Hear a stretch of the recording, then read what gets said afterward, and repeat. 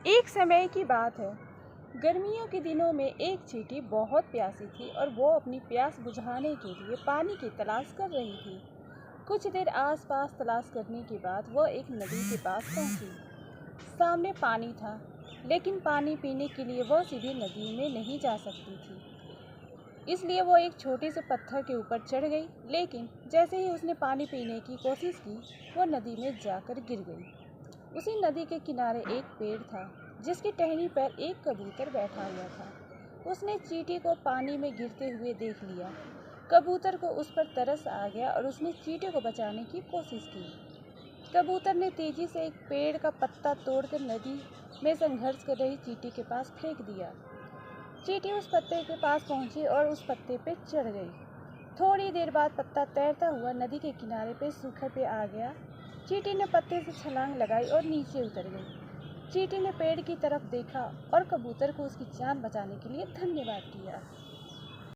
इस घटना के कुछ दिनों के बाद एक दिन एक शिकारी उस नदी के किनारे पहुंचा और उस कबूतर के घोंसले के नज़दीक ही उसने जाल लगा दिया।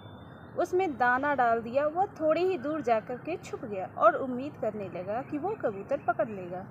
कबूतर ने जैसे ही जमीन में दाना देखा, वह उसे खाने के लिए नीचे आया और शिकारी के जाल में फंस गया। वो चींटी वहीं पास में थी और उसने कबूतर को जाल में फंसा देख लिया। कबूतर उस जाल में से निकलने में असमर्थ था। शिकारी ने कबूतर को जाल पकड़ा और चलने भागा। तभी चींटी ने कबूतर की जान बचाने की सोची और उसने तेजी से जाकर शिकारी के पैर में जोर से काट लिया।